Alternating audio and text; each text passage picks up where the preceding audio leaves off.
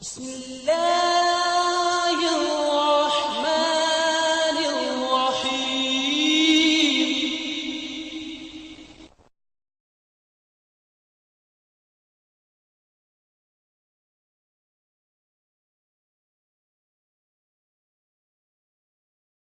الله ربنا هو الإله، له من الأسماء ما اصطفاه، الواحد الحي كذا المليك، والملك المالك لا شريك. الله ربنا هو الإله، له من الأسماء ما اصطفاه، الواحد الحي كذا المليك، والملك المالك لا شريك، والصمد السيد والمبين. والذين يبيتون لربهم سجدا وقياما. اور وہ جو اپنے پروردگار کے آگے سجدے کر کے اور عجز و ادب سے کھڑے رہ کر راتیں بسر کرتے ہیں. والذين يقولون ربنا اصرف عنا عذاب جهنم إن عذابها كان غراما. اور وہ جو دعا مانگتے رہتے ہیں کہ اے پروردگار دوزخ کے عذاب کو ہم سے دور رکھیو کہ اس کا عذاب بڑی تکلیف کی چیز ہے. بسم اللہ الرحمن الرحیم والصلاة والسلام علی نبینا محمد وعلی آلہ وصحبہ اجمعین ومن تبعهم بإحسان إلى يوم الدین اما بعد. قال اللہ تعالی تتجافى جنوبهم عن المضاجع. اللہ کی تعریف اس کی بڑائی و کبریائی تمام نبیوں اور رسولوں پر درود و سلام. اس کے بعد ایک آیت کا مختصر سا ٹکڑا میں نے پڑھا ہے. اس ٹکڑے سے ایک بات کی وضاحت ہے. ایک خاص صفت جو ایمان والوں کی ہے اللہ نے قرآن میں بیان کی ہے، وہ یہ ہے کہ راتوں کو وہ اپنی بستروں پر چمٹے ہوئے نہیں رہتے. یعنی جہاں بہت سارے نوافل کا اہتمام کرتے ہیں، بہت ساری مستحب عبادات کا اہتمام کرتے ہیں جو ان کے اوپر واجب نہیں ہے، سنت ہے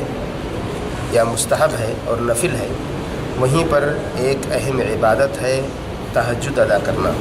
اللہ کا شکر ہے کہ ہم نے ابھی عشاء کی نماز پڑھی ہے اور انشاءاللہ امید کرتا ہوں کہ ہم سب نمازوں کی مکمل پابندی کرتے ہوں گے انشاءاللہ. مغرب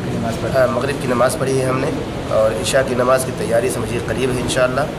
اور امید کرتا ہوں کہ ہم سب پورے نمازوں کی پابندی کرتے ہوں گے، 5 وقتہ نمازوں کی. یہ فرائض کی ادائیگی کے بعد جو نوافل ہیں ہماری زندگی میں نہایت ہی اہمیت رکھتے ہیں، اس لیے کہ اللہ رب العالمین کے یہاں ان نوافل کی قدر و قیمت، ان کا وزن بہت زیادہ ہے. اللہ کے نبی محمد الرسول اللہ صلی اللہ علیہ وسلم کی احادیث سے یہ بات ثابت ہے کہ جب انسان کی نیکیاں زیادہ نہ ہوں گی اور اس کے گناہ اس کے اوپر بھاری پڑ رہے ہوں گے تو اللہ رب العالمین قیامت کے روز انہی نوافل کے ذریعے ان کے گناہوں کو مٹائے گا یا ان کے ثواب اور ان کی نیکیوں میں اضافہ فرمائے گا. یہ نوافل ہوں گے کہ جو کمیاں ہوتی ہیں ہم سے فرائض کے ادا کرنے میں،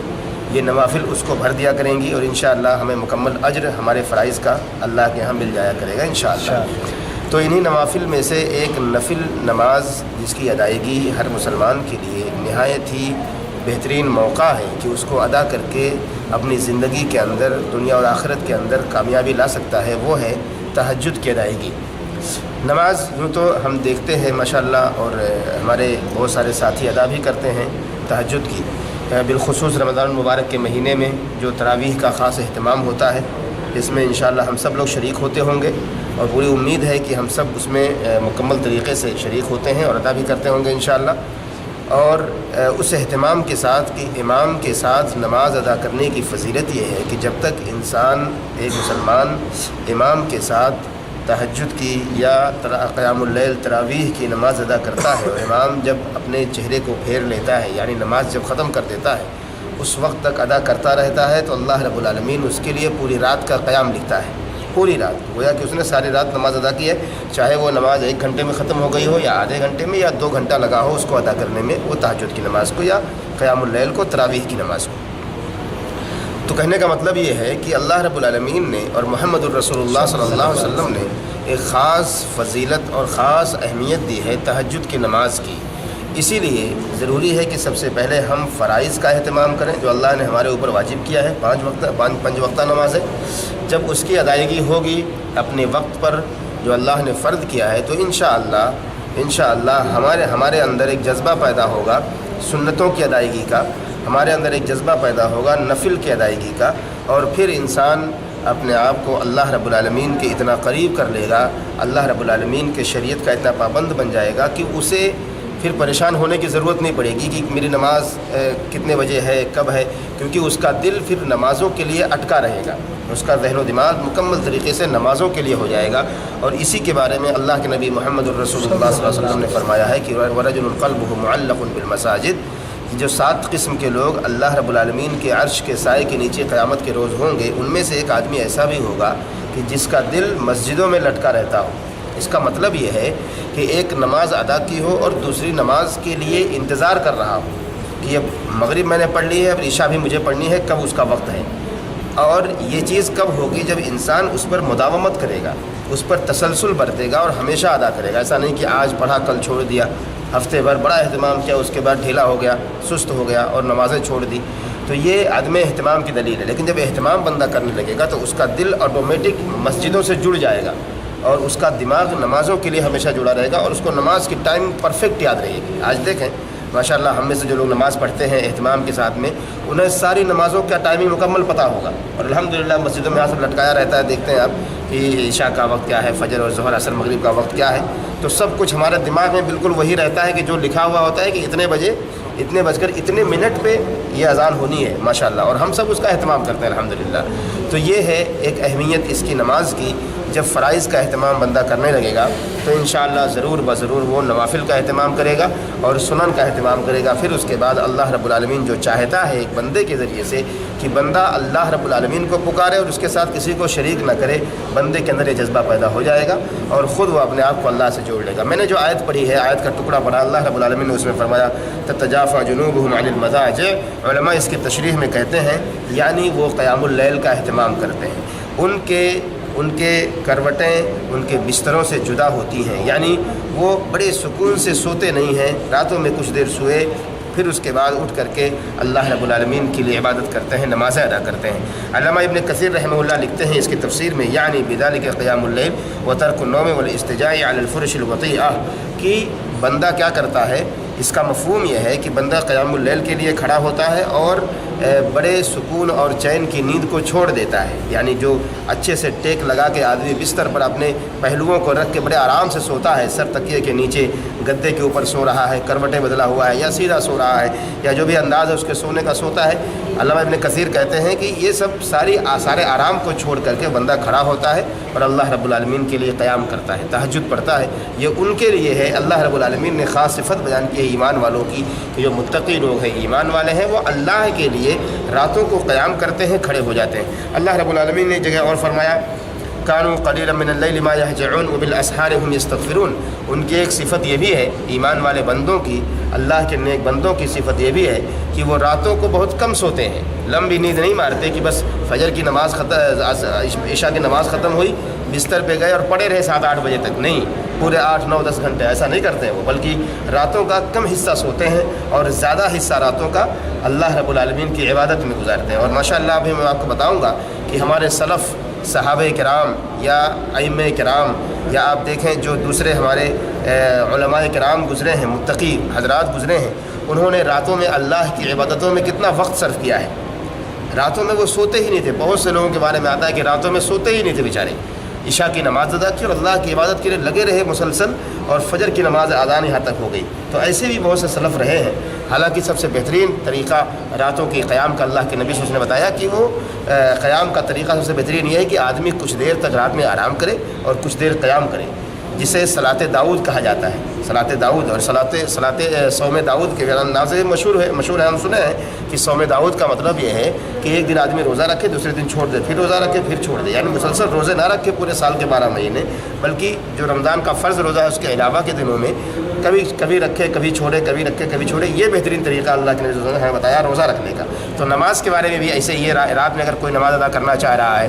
تو اس کے لیے بھی بہترین نماز کا طریقہ یہ ہے کہ رات میں کچھ دیر آرام بھی کرے، اپنے جسم کو آرام دے، پھر اس کے بعد اٹھے، راتوں کو قیام کرے اور نماز ادا کرے اور اللہ رب العالمین سے اپنے گناہوں کی مغفرت طلب کرے۔ اور آپ دیکھیں صحابہ کرام کے بارے میں آتا ہے کہ صحابہ کرام راتوں میں اٹھتے تھے باقاعدہ، اور بہت سے صحابہ کرام نے اپنے گھروں کے اندر اپنے خادم یا اپنی بیویوں سے یہ کہہ رکھا ہوتا ہے کہ کچھ دیر تک آپ مجھے جگائیں گے، پھر میں آپ آرام کر لیں، پھر میں آپ کو جگاؤں گا، پھر آپ آرام کر لیں، پھر میں جگاؤں گا۔ اس طرح سے وہ پوری سیٹنگ ہوا کرتی تھی کہ کچھ دیر وہ سوتے تھے، پھر اس کے بعد ان کا غلام اٹھتا تھا، پھر ان کی بیویاں اٹھتی تھیں وغیرہ۔ تو رات میں ایک ترتیب بنا کر کے گھروں میں وہ چلا کرتے تھے اور اللہ رب العالمین کے لیے راتوں میں نماز ادا کیا کرتے تھے۔ انہی کے بارے میں اللہ نے فرمایا کہ کانوا قلیلا من اللیل ما یہجعون، راتوں کے بہت کم حصے میں وہ جاگا کرتے تھے، یعنی راتوں کے بہت کم حصے میں وہ آرام کیا کرتے تھے۔ وہ بالاسحار هم یستغفرون، اور جب سحری کا وقت ہوتا ہے، سحری کا وقت کب ہوتا ہے؟ رات کا جب آخری پہر ہوتا ہے، رات کا آخری جو پہر ہوتا ہے جس میں اللہ رب العالمین آسمان دنیا پر اترتا ہے، ایسے موقع پہ وہ لوگ اللہ کو پکارتے ہیں، رات میں اللہ سے مغفرت طلب کرتے ہیں، یستغفرون یعنی اللہ سے اپنے گناہوں کی بخشش طلب کرتے ہیں۔ اور ہم میں سے ہر آدمی گنہگار ہے، ہم میں سے ہر آدمی گنہگار ہے، اور گنہگاروں کے لیے ضروری ہے کہ اچھا موقع ہے، ایسے موقع کو غنیمت جانیں، اور رات میں بالخصوص جب آخری پہر ہو تو اللہ رب العالمین کی جناب میں کھڑے ہوں، اٹھیں اور بیٹھیں، اور اللہ رب العالمین کے لیے عبادت کرتے ہوئے اپنے گناہوں کی بخشش طلب کریں، اپنے آپ کی معافی طلب کریں، تاکہ اللہ رب العالمین ہمارے گناہوں کو معاف کر دے۔ اسی طرح سے اللہ رب العالمین نے ایک جگہ اور فرمایا امن هو قانت آناء اللیل ساجدا وقائما يحذر الآخرة ويرجو رحمت ربه قل هل يستوي الذين يعلمون والذين لا يعلمون انما يتذكر اولو الالباب۔ ایسے آدمی کے بارے میں، ایسے لوگوں کے بارے میں اللہ رب العالمین نے فرمایا کہ جو راتوں میں جو وقت ہوتے ہیں ان کے اکثر و بیشتر اوقات اللہ رب العالمین کے لیے سجدے میں گزرتے ہیں، اللہ رب العالمین کے لیے وہ لوگ کھڑے ہو کر گزارتے ہیں یا سجدے میں ہو کے گزارتے ہیں۔ ایسے لوگوں کے بارے میں اللہ رب العالمین نے فرمایا کہ یہ آدمی جو اپنے سارے اوقات کو یا اکثر اوقات کو رات میں سو کے گزار رہا ہو، ایک آدمی جو اپنے سارے اکثر اوقات کو بڑے نیند میں گزار رہا ہو، چین و سکون سے سو رہا ہو، کیا یہ دونوں برابر ہو سکتے ہیں؟ کبھی نہیں۔ ایک آدمی جو اللہ کے لیے اٹھا ہے، اللہ کے لیے اپنی ساری نیند کی ساری لذت کو ترک کر دیا ہے، چھوڑ دیا ہے، اور اللہ کے لیے نماز ادا کر رہا ہے، اللہ کے لیے تہجد ادا کر رہا ہے، وہ آدمی اور جو بالکل سو رہا ہے، دونوں برابر نہیں ہو سکتے۔ بالکل ویسے ہی اللہ نے آگے فرمایا قل هل يستوي الذين يعلمون والذين لا يعلمون، کہ بتاؤ مجھے کیا جو لوگ علم والے ہیں، جو جانکار لوگ ہیں، دین و شریعت کے بارے میں علم رکھتے ہیں وہ لوگ، اور جو جاہل لوگ ہیں، کیا دونوں برابر ہو سکتے ہیں؟ کبھی نہیں ہو سکتے۔ تو اللہ کے نبی محمد الرسول اللہ صلی اللہ علیہ وسلم نے خود اس کے بارے میں فرمایا کہ مثل کہ میری مثال تم میں عام لوگوں سے ایسے ہی ہے جیسے کہ میں ہوں اور تم میں سے عام آدمی نبی نہیں ہو سکتا، نبی جیسا عمل نہیں کر سکتا، تو ایک عالم کی مثال ایک جاہل کے مقابل میں ایسے ہی ہے۔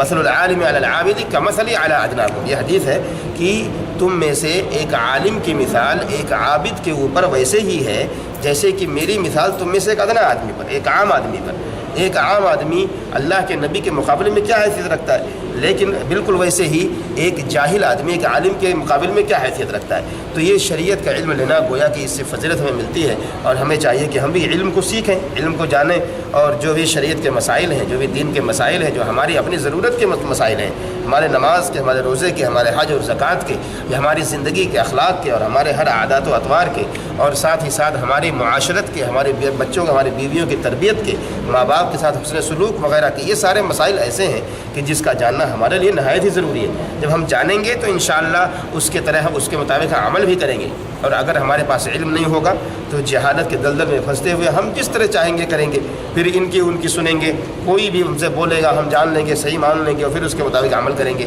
تو یہ علم کے نہ ہونے کی وجہ سے بھی ہمارے اندر جہالت آتی ہے، اور جہالت ہمیں اور آپ کو گمراہی کی طرف لے کے جاتی ہے، اور گمراہی کا ٹھکانہ جہنم ہے، جیسا کہ ہم جانتے ہیں۔ تو اللہ رب العالمین نے ایک عابد کی مثال دی کہ ایک اللہ رب العالمین کے لیے جو عبادت کرتا ہو، اس کے لیے نماز ادا کرتا ہو، راتوں میں کم سوتا ہو، سجدے اور رکوع کی حالت میں رہتا ہو، کھڑے ہوگا اللہ کی جناب میں، وہ آدمی کتنے مقام والا ہے، اس کا مرتبہ کتنا اونچا ہے، اس کے مقابل میں یہ جو لوگ پوری رات آرام سے چین و سکون سے سوتا ہے،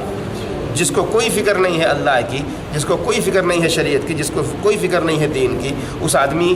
میں اور ایک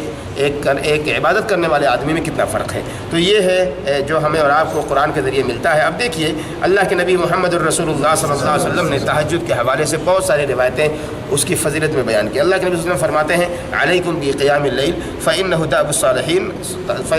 الصالحین قبلکم. کہتے ہیں کہ تم لوگ قیام اللیل کو لازم پکڑو، یعنی اے مسلمانوں تم راتوں میں تہجد ادا کیا کرو، اس لیے کہ یہ نیک لوگوں کا طریقہ ہے. جو نیک لوگ ہوتے ہیں، اللہ والے ہوتے ہیں، وہ راتوں میں اللہ کے پاس، اللہ کے سامنے کھڑے ہوتے ہیں. تو یہ نیک لوگوں کا طریقہ ہے. کہا وقربۃ الی اللہ، اور ساتھ ہی ساتھ یہ اللہ رب العالمین کے قریب ہونے کا ذریعہ بھی ہے. نیک لوگوں کا طریقہ اللہ کے قریب ہونے کا ذریعہ، وہ مکفرۃ للسیئات، اور ساتھ ہی ساتھ گناہوں کی مغفرت کا بھی ذریعہ ہے. یہ کفارہ ہے. راتوں میں کوئی آدمی قیام کرے گا تو ظاہر ہے اسے نیکی تو ملے گی، اسے ثواب تو ملے گا، اس کے گناہ اس کے بدلے میں معاف ہوں گے. ساتھ ہی ساتھ ومنہات عن الاثم، اور ساتھ ہی ساتھ اثم سے،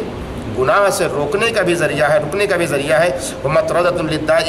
عن الجسد، اور جسم کے اندر جو بیماریاں ہیں ان بیماریوں کو وہ نکالنے کا بھی ذریعہ ہے. بیماریاں خود بخود نکل جاتی ہیں. اور آپ دیکھیں میں آج کی سائنس بہت ساری چیزیں ہمارے پاس بیان کرتی ہے کہ صبح اٹھو، آدمی جب اٹھتا ہے یعنی سورج کے طلوع ہونے سے پہلے، بہت سے لوگ جو ہوتے ہیں بڑے پیسے والے لوگ، دیکھو گے آپ کہ وہ جاگنگ کریں گے، دوڑیں گے، چکر لگائیں گے گھروں میں، یا کچھ بھی کریں گے، کثرت کرتے ہیں، جم کرتے ہیں، جو آج ماحول ایک بنا ہوا ہے. یہ سب شریعت نے ہمیں اور آپ کو ساری چیزیں پہلے بتا رکھی ہیں. سب کچھ، ساری چیزیں ہمیں بتا رکھی ہیں ماشاءاللہ. دیکھیے اس کو بندہ اگر دیکھتا ہے، جانتا ہے کہ اللہ کے رسول صلی اللہ علیہ وسلم کی حدیث کہ رات میں یعنی آخری پہر جو ہوتا ہے، یعنی صبح کا بالکل وقت جو قریب ہوتا ہے، آخری وقت ہوتا ہے، اس وقت بندہ اٹھے، اللہ کے لیے نماز ادا کرے. اٹھے گا پورے جسم، پورے باڈی کے اندر خود بخود جب وہ نماز ادا کرے گا، لمبے لمبے قیام کرے گا، رکوع کرے گا، لمبے لمبے سجدے کرے گا، تو پورا جسم اس کا حرکت میں آئے گا، پورے خون اس کے جسم کے اندر حرکت میں آئیں گے، اور وہ چلتا رہے گا، یعنی خون کا دورانیہ اس کا تیز ہوگا ماشاءاللہ، اور بڑھتا رہے گا. اور یہ اس کے جسم کے اندر جو برائیاں ہوں گی، برائیوں سے مراد اس کے اندر جسم کے اندر جو بیماریاں ہوں گی، وہ بیماریاں آٹومیٹک نکلیں گی، ختم ہوں گی. اور یہی وہ کثرت کا طریقہ ہے، یہی وہ یعنی انسان کے جسم کے ایک تربیت کا طریقہ ہے. جو جسمانی تربیت ہوتی ہے، اس کی تہذیب ہوتی ہے، جو آج سائنس ہمیں بتا رہی ہے. اللہ رب العالمین اور اللہ کے نبی صلی اللہ علیہ وسلم نے ہمیں اور آپ کو بہت پہلے بتا دیا ہے سب کچھ. تو یہ ہمیں بھی کرنے کی ضرورت ہے تاکہ ہم اور آپ اس کے ذریعے سے اپنے جسم کو بیماریوں سے بھی محفوظ رکھیں، اور ساتھ ہی ساتھ ہم اور آپ اپنے آپ کو اللہ رب العالمین کا مقرب بندہ بھی بنائیں، اور ساتھ ہی ساتھ ہم اور آپ اپنے آپ کو گناہوں سے دور بھی کر لیں، اور ساتھ ہی ساتھ ہم اور آپ اپنے گناہوں کی مغفرت بھی اللہ کے یہاں پیش کر سکیں، اور اللہ سے ہم گناہوں کی بخشش بھی طلب کر سکیں. اللہ کے نبی محمد الرسول اللہ صلی اللہ علیہ وسلم کی حدیث صحیح بخاری اور صحیح مسلم کی روایت بیان کرتے ہیں نعم الرجل عبد اللہ لو کان یصلی من اللیل، کہ کہتے ہیں کہ اللہ رب العالمین نعم الرجل عبد اللہ لو کان یصلی من اللیل، کہا کہ اللہ کا بندہ یعنی عبداللہ، کہا کتنا پیارا لڑکا ہے، کتنا پیارا آدمی ہے کہ جو اللہ رب العالمین کے لیے راتوں میں قیام کرتا ہے، وہ کتنا بہترین آدمی ہے. اور یہ بڑی معروف چیز ہے کہ عبداللہ ابن عمر رضی اللہ تعالیٰ عنہ کے بارے میں آپ جانتے ہیں کہ وہ اللہ کے نبی محمد الرسول اللہ صلی اللہ علیہ وسلم کے نقش قدم کو اپنانے کی ہر ممکن کوشش کیا کرتے تھے. جو بھی اللہ کے نبی صلی اللہ علیہ وسلم کرتے تھے عبادات میں، یا جو بھی ان کی زندگی کے احوال اور طریقے ہوا کرتے تھے، یہاں تک کہ آپ کی چال ڈھال کا، آپ صلی اللہ علیہ وسلم کی چال ڈھال جس طرح آپ چلتے تھے، عبداللہ ابن عمر رضی اللہ تعالیٰ عنہما اسی طرح چلنے کی کوشش بھی کیا کرتے تھے. تو یہ راتوں میں قیام چونکہ کرتے تھے، تو اللہ کے نبی صلی اللہ علیہ وسلم نے ان کی تعریف کی کہ کتنا بہترین ہے عبداللہ، کتنے اچھے آدمی ہیں کہ وہ رات میں اللہ رب العالمین کے لیے قیام کرتے ہیں. اور ساتھ ایک حدیث میں آیا کہ فی الجنت غرفۃ یری ظاہرها من باطنها وباطنها من ظاہرها، کہ جنت کے اندر ایک کمرہ ایسا ہے کہ جس کا ظاہر اس کے باطن سے واضح ہو رہا ہے، اور جس کا باطن اس کے ظاہر سے واضح ہو رہا ہے. یعنی اندرونی حصہ باہر سے کوئی آدمی دیکھنا چاہے تو اس کو نظر آئے گا، اور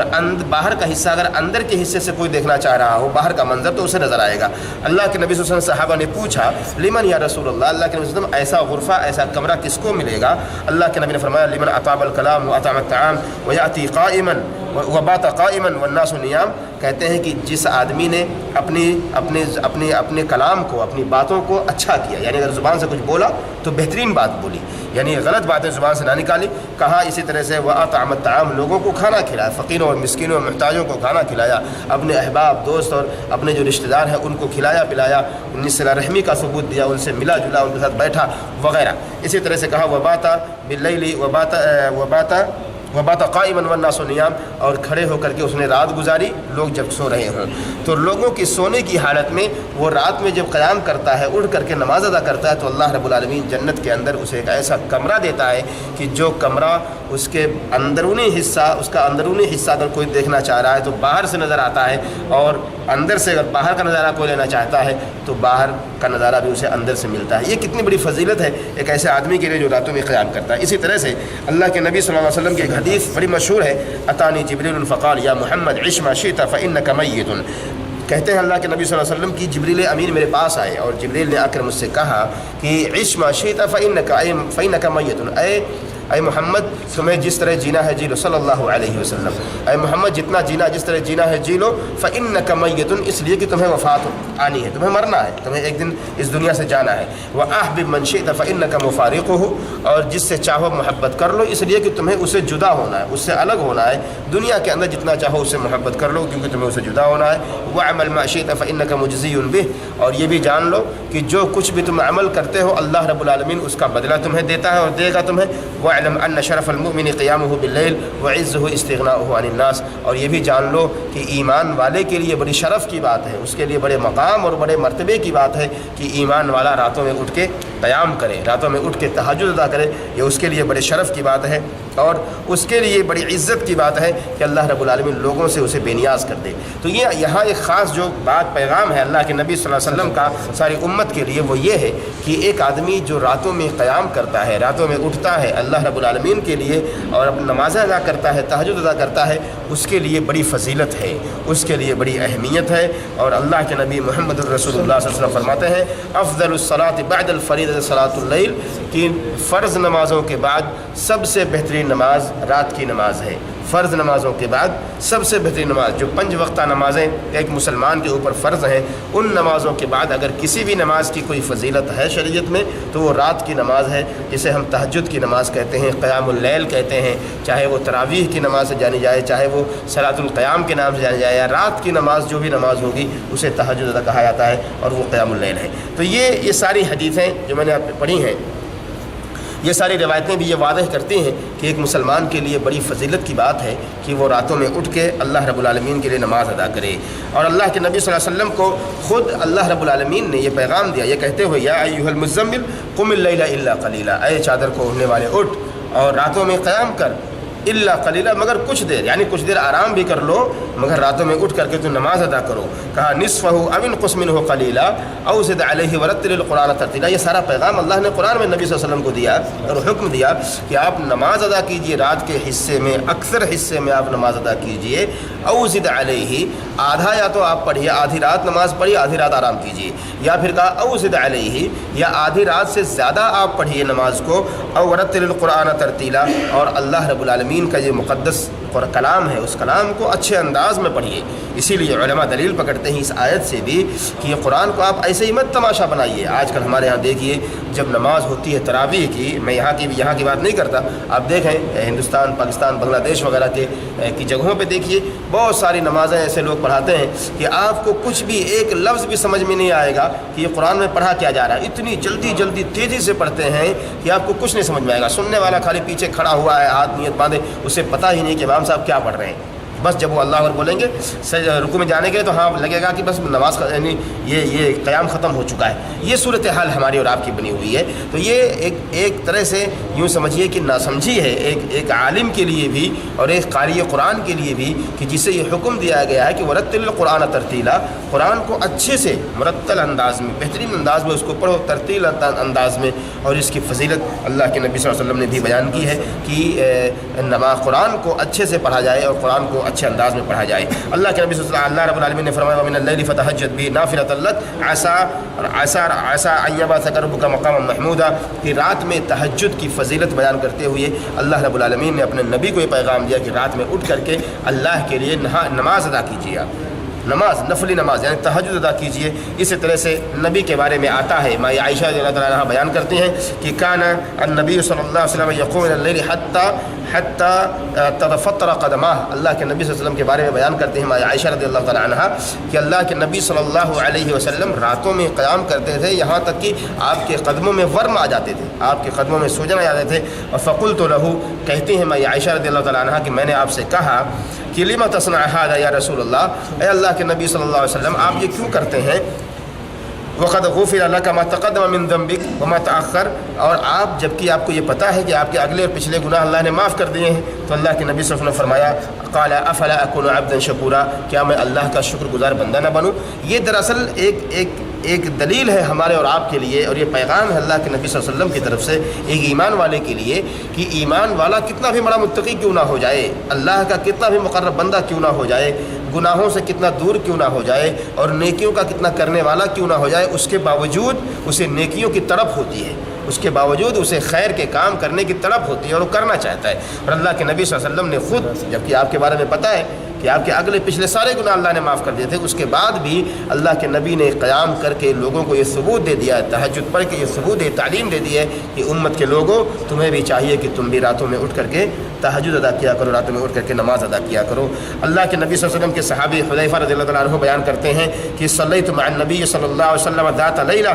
اللہ کے نبی صلی اللہ علیہ وسلم، یہ بڑی مشہور بڑی لمبی روایت ہے کہ اللہ کے نبی صلی اللہ علیہ وسلم کے ساتھی صحابی نے ایک رات قیام کیا آپ کے ساتھ، اور اللہ کے نبی صلی اللہ علیہ وسلم نے بڑی لمبی نماز پڑھ دی، سورہ بقرہ ختم کی اور پھر اس کے بعد سورہ نساء ختم کی، پھر اس کے بعد آل عمران، یہاں تک کہ پڑھتے رہے سورہ بقرہ، سورہ آل عمران اور سورہ نساء. آپ پڑھیے دیکھیے کتنی بڑی آیتیں ہیں، کئی پارے، 5.5 پارے تقریباً پڑھتا جائے انسان. اگر ایک رکعت کے اندر کسی کو پڑھنا ہو، کیا ہمارے اندر یہ طاقت ہے؟ ہمارے اندر یہ قوت نہیں ہے، اور یقیناً کمزوریاں ہیں ہمارے اندر کہ اتنی بڑی قوت نہیں ہے. اللہ کے نبی صلی اللہ علیہ وسلم اتنی لمبی قیام کیا کرتے تھے کہ صحابہ کرام بھی آپ کے ساتھ کبھی کبھی کھڑے ہوتے تو یہاں تک وہ سوچنے لگتے کہ یعنی صحابی نے کہا کہ لقد ہمم، تو میں نے یہ ارادہ کیا کہ میں نے کچھ غلط سوچ لیا. صحابہ نے پوچھا کہ تم نے غلط کیا سوچا؟ کہا کہ میں نے یہ سوچا کہ میں بیٹھ جاؤں، اب تھک چکا ہوں. یعنی اتنا لمبا قیام، اتنی دیر تک اللہ کے اندر پڑھتے تھے. اور صرف پڑھنے کا مطلب یہ نہیں کہ بالکل ایسے روانی سے پڑھتے تھے، اللہ کے نبی صلی اللہ علیہ وسلم ترتیل سے پڑھا کرتے تھے، سارے لفظ کو واضح کر کے اچھے انداز میں قرآن کو پڑھتے تھے. اس کا مطلب ہے کہ اس میں اچھا خاصا وقت لگتا رہا ہوگا. تو یہ طریقہ تھا اللہ کے نبی صلی اللہ علیہ وسلم کے پڑھنے کا قرآن کے اور راتوں میں نماز کی ادائیگی کا. حسن بصری رحمہ اللہ کے بارے میں آتا ہے، سلف میں سے بڑے مشہور عالم اور بڑے مشہور عابد و زاہد گزرے. حسن بصری رحمہ اللہ بیان کرتے ہیں لم اجد شیئا من العبادت اشد من الصلاۃ فی جوف اللیل، کہ رات کے حصے میں، آدھی رات کو یا رات کے حصے میں نماز ادا کرنا یہ سب سے بڑا مشکل کام میری نظر میں ہے. یعنی ایک مشکل کام کو اگر آدمی ادا کرے تو گویا کہ وہ اپنے آپ کو اس کے لیے تیار کیا ہے، پہلے سے اپنے آپ کو، اپنے نفس کو تیار کیا ہے، تبھی وہ مشکل کام ادا کر رہا ہے. ورنہ اگر وہ آسان ہوتا تو ہر کوئی کر لیتا. اس کی مشکل ہی تو ہے کہ ہم میں سے ہر آدمی سوچے کہ کیا میں پڑھتا ہوں کہ نہیں پڑھتا ہوں. آدمی سوچے اور جانے کہ میں پڑھتا ہوں کہ نہیں. جس طرح میں مغرب کے لیے اٹھتا ہوں پڑھتا ہوں، مغرب عشاء کے لیے میں پڑھتا ہوں اٹھتا ہوں، میں ظہر کے لیے کھڑا ہوتا ہوں، عصر کے لیے کھڑا ہوتا ہوں، اور الحمدللہ میں فجر کے لیے کھڑا ہوتا ہوں. تو کیا اتنی آسانیاں جو دوسری نمازوں کے لیے میرے لیے ہیں، کیا میں یہی آسانیاں تہجد کے لیے بھی دیتا ہوں کہ نہیں دیتا ہوں، پڑھتا ہوں کہ نہیں پڑھتا ہوں؟ تو اس سے معلوم ہوگا. تو وہ کہتے ہیں لم اجد شیئا من العبادہ، جتنی بھی عبادتیں ہیں ساری عبادتوں میں میری نظر میں سب سے سخت ترین عبادت کے لیے وقت دینا وہ رات کا وقت ہے. کہ رات میں آدمی اپنی نیند کو توڑ دے، اپنے بستر اور پیارے سے اچھے بستر کو چھوڑ کر کے اٹھے، اللہ کے لیے نماز ادا کرے. اور بالخصوص ایسے موقع پہ، آج تو گرمی کا موسم ہے، مسئلہ ہی نہیں ہے، گرمی کا موسم ہے، ایسیاں چل رہی ہیں ماشاءاللہ، ہم کبھی بھی اٹھ کے آسانیوں کے ساتھ نماز ادا کر سکتے ہیں. لیکن اس وقت جب بندہ سوچے کہ جہاں اے سی بند کر دی جاتی ہے اور ساتھ ہی ساتھ گرم اے سی چالو کی جاتی ہے، کمرے کو گرم کیا جاتا ہے سخت ٹھنڈی کے موسم میں، کہ جہاں بستر پہ آدمی کو رضائی کی، گدے کی ضرورت ہے اور ساتھ میں اس پر کمبل کی ضرورت ہے، ایک نے کبھی کوئی 2 کمبل کی ضرورت پڑتی ہے. ان کمبلوں کو چھوڑ کے آدمی جب نکلے رات میں 2 بجے 3 بجے اور 1 بجے یا اٹھے اور جا کر کے ٹھنڈے پانی سے وضو کرے، پھر اس کے بعد نماز ادا کرے، تب اہمیت سمجھ میں آئے گی اس کو کہ اس رات کی نماز کی اہمیت کیا ہے. اللہ کے نبی صلی اللہ علیہ وسلم راتوں میں اہتمام کرتے تھے، صحابہ کرام تہجد کا اہتمام کرتے تھے. ایسا نہیں ہے کہ کبھی سویا کبھی پڑھ لیا، اکثر و بیشتر ان کی زندگی کے اندر یہ مشغول تھا، یہ معمول تھا ان کی زندگی کا کہ وہ راتوں میں ضرور نماز ادا کیا کرتے، تہجد ضرور پڑھا کرتے تھے، کیونکہ اللہ رب العالمین سے اپنے تعلق کو جوڑنا بھی ہے، اللہ رب العالمین سے لو بھی لگانا ہے، اللہ سے مانگنا بھی ہے، اور مانگ کر کے اپنے گناہوں کی بخشش بھی طلب کرنی ہے. اسی لیے یہ سارے لوگ جو علماء کرام تھے یا ہمارے سلف تھے، صحابہ کرام تھے، امت کے مشہور اور معروف لوگ تھے، ان لوگوں نے اپنے سارے آرام کو ترک کر کے اللہ رب العالمین سے اپنے تعلق کو جوڑا ہے. اللہ سے دعا کرتا ہوں کہ اللہ رب العالمین ہم تمام مسلمانوں کو بھی راتوں میں قیام کرنے کی توفیق دے، راتوں میں تہجد ادا کرنے کی توفیق دے، فرائض کو مکمل طریقے سے ادا کرنے کی توفیق دے، اور فرائض کی ادائیگی کے بعد اللہ تو ہمیں سنتوں اور نوافل کے اہتمام کی توفیق دے. جو ہمارے بھائی نمازیں نہیں ادا کرتے، اللہ سب کو توفیق دے کہ وہ نمازیں ادا کریں، 5 وقتہ نمازیں مکمل اہتمام کے ساتھ مسجدوں میں ادا کریں. اللہ ہم سب کو توفیق دے، جب تک زندہ رکھے اسلام پر خاتمہ تو ایمان پر ہو. آمین رب العالمین. صلی اللہ علیہ وسلم نبینا محمد وعلی آلہ وصحبہ اجمعین. السلام علیکم ورحمۃ اللہ وبرکاتہ. شیخ صاحب، اگر وطر کی نماز 3 سے زیادہ تہجد میں پڑھنا ہے تو تہجد کو کتنے پڑھنا چاہیے؟ تہجد تو 8 رکعت ہی ہے، 8 رکعت کے اوپر آپ پڑھنا چاہتے ہیں، وطر جتنا بھی پڑھنا چاہتے ہیں، 1 پڑھیں، 3 پڑھیں، 5 پڑھیں، 7 پڑھیں، 9 پڑھیں، یہاں تک کی روایتیں آتی ہیں اللہ کے نبی صلی اللہ علیہ وسلم سے اور سلف سے، تو اتنا آپ ادا کر سکتے ہیں. اور یعنی ہم تہجد کی 8 رکعت ہے، ہاں جی، اگر ہم وطر زیادہ پڑھ رہے ہیں تو تہجد کو کم کرنا چاہیے؟ نہیں، تہجد تو آپ 8 ہی پڑھیے، وہ کم مت کیجیے. جی. وطر جو بتا رہا ہوں، وطر آپ کے اندر یہ جب آپ پڑھنا چاہیں گے یا پڑھنے کے لیے کوشش کریں گے تو آپ کے اندر ایک یہ ہوگا کہ بھائی مجھے کتنا پڑھنا ہے. جب آپ کھڑے ہوں گے 3 پڑھنا ہے، آپ 3 کو 2 ایک پڑھ سکتے ہیں، تینوں ایک ساتھ پڑھ سکتے ہیں. 5 پڑھنا چاہتے ہیں، 5 ایک ساتھ پڑھ سکتے ہیں، 2 کر کے 2 ایک پڑھ سکتے ہیں آپ. تو اسی طرح سے باقی جو وطر ہیں ان سب کو بالکل اسی انداز میں 2 کر کے پڑھ کے آخر میں ایک کر سکتے ہیں. لیکن وہ وطر ہی ہوگی، وہ جو 8 کے علاوہ ہوگی وہ وطر ہی ہوگی. کیوں میں سوال اس لیے پوچھ رہا ہوں، ایک ساتھی نے مجھے بتایا کہ اگر آپ وطر 3 سے زیادہ پڑھنا چاہ رہے ہیں تو پھر آپ کو تہجد کے کم کرنا پڑے گا. یہ تو غلط ہے، اس لیے سوال کر رہا ہوں. میرے پاس اس کا علم نہیں، اللہ عالم. میرے پاس عورت کے شوہر کا انتقال ہو گیا ہے اور وہ عدت میں، تو عدت میں رہنے کے بعد کیا وہ اعتکاف کر سکتی ہے؟ نہیں، عدت میں اعتکاف نہیں، وہ عدت اس کو گھر میں گزارنی ہے، اس سے باہر نہیں نکل سکتے. گھر میں ہی اعتکاف اگر کر تو رہے گھر میں اعتکاف جو ہے، گھر میں اصل میں یہ مسئلہ ہے، بہت ویسا مسئلہ ہے کہ گھر میں اعتکاف، یہ مسئلہ ہے کہ گھر میں اعتکاف کر سکتے ہیں یا نہیں کر سکتے ہیں. سمجھ رہے ہیں؟ اس سے بڑا مسئلہ یہی ہے، گھر میں اعتکاف کر سکتے ہیں یا نہیں کر سکتے. تو یہ عورت جو ہوتی ہے وہ خود ہی گھر کے اندر معتکف ہی ہوتی ہے. اصل تو یہ ہے کہ عورت جو ہوتی ہے وہ گھر کے اندر اعتکاف میں ہی ہوتی ہے ہمیشہ. سمجھے کہ پوری عمر اس کے اعتکاف کی حالت میں ہی رہتی ہے، کیونکہ گھر کے اندر ہی رہتی ہے وہ. اور اسی لیے شریعت نے خاص اہتمام کیا ہے عورتوں کے لیے، وقرن فی بیوتکن ولا تبرجن تبرج الجاہلیۃ الاولیٰ، کہ اپنے گھروں کو لازم پکڑو، یعنی گھروں کی زینت بنو، گھر سے باہر مت نکلو.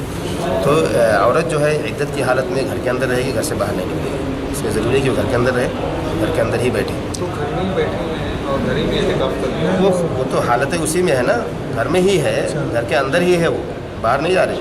جب رسول پاک صلی اللہ علیہ وسلم کی ازواج مطہرات ہیں ان کے لیے خیمے لاتے تھے مسجد میں، وہ بھی ذرا بتائیں. اس لیے میں نے کہا نا کہ